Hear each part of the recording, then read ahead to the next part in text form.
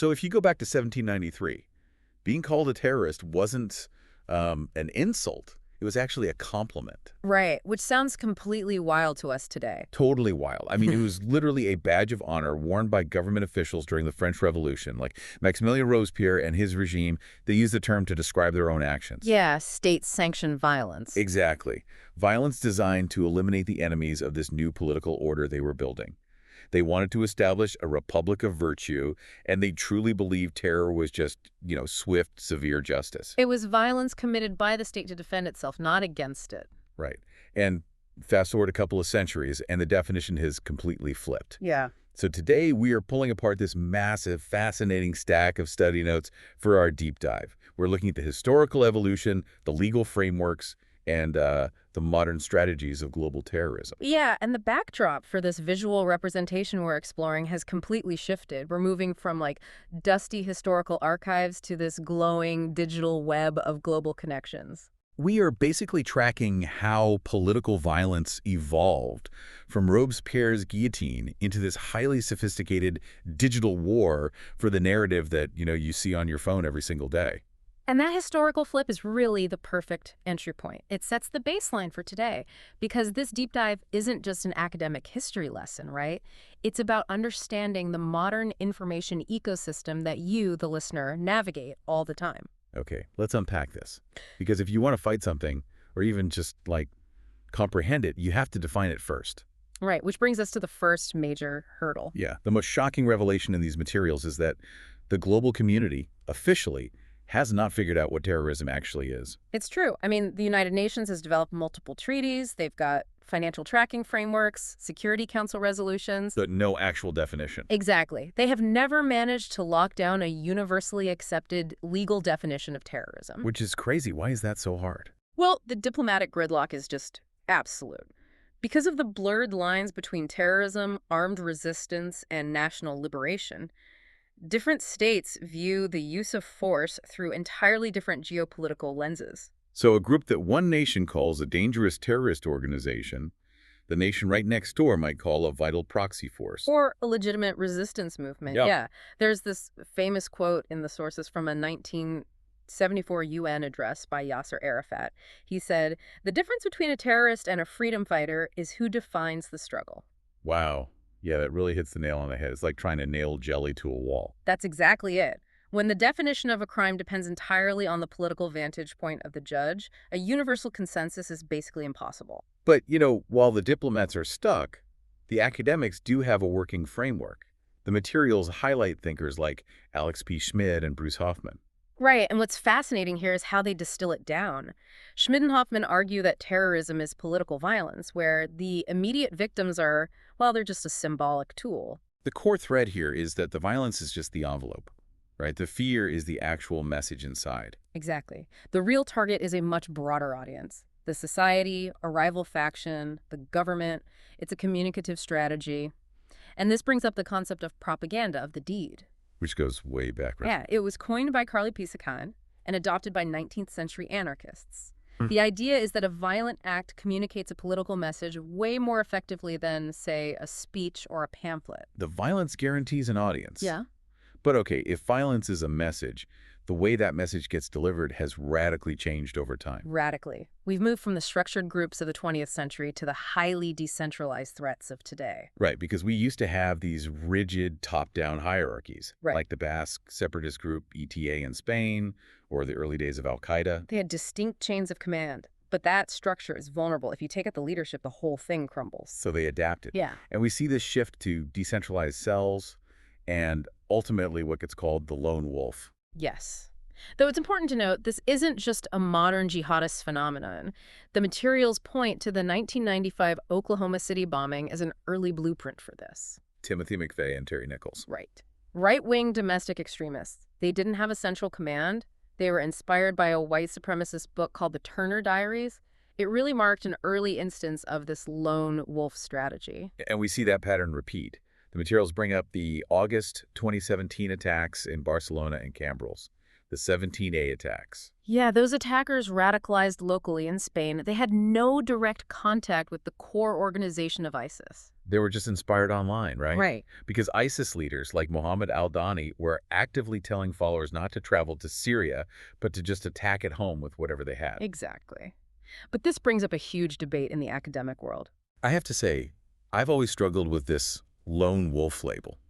Like, I want to push back on that a bit. Yeah. These guys really alone, if they're sitting in a basement consuming hours of propaganda online and chatting on Telegram, isn't there a virtual pack backing them up? I love that pushback, actually, because that is exactly the core of the current academic debate highlighted in the sources. You're basically arguing the exact point made by Mark Sageman. Oh, really? Yeah, he's the theorist who coined leaderless jihad. He argues exactly what you just said. These individuals are almost always connected to a broader social or ideological network, even if it's just through the internet. So they aren't truly lone wolves. Well, the other side of the debate is Bruce Hoffman. He believes that true lone wolves do exist, people who are purely inspired by the ideology without any two-way communication. That's wild. But, while the internet was enabling all these decentralized actors, it also allowed one group to attempt something completely unprecedented. Right, building an actual state. Yeah. ISIS, or Daesh. They weren't just a terror network. They built a highly structured bureaucratic state fueled by this professional cinematic marketing machine. It's like they were running a twisted multinational corporation. The scale of it was massive. They proclaimed a caliphate, built a vertical administration with a caliph at the top, and divided their territory in Iraq and Syria into 19 distinct provinces. 19 regions, and they had functional departments. Committees for finance, tribal relations, justice. Although, just to clarify a common misconception the sources point out, they had many departments, but they did not actually have a ministry of women. Right. Good distinction. But their recruiting was insane. Their first issue of their English magazine, Dabik, was literally a job board asking for doctors, engineers, and administrators to come build the state. Because you can't just enforce military dominance if you want to be a state. You have to govern. And more importantly, you have to prove to the world that your state is functioning.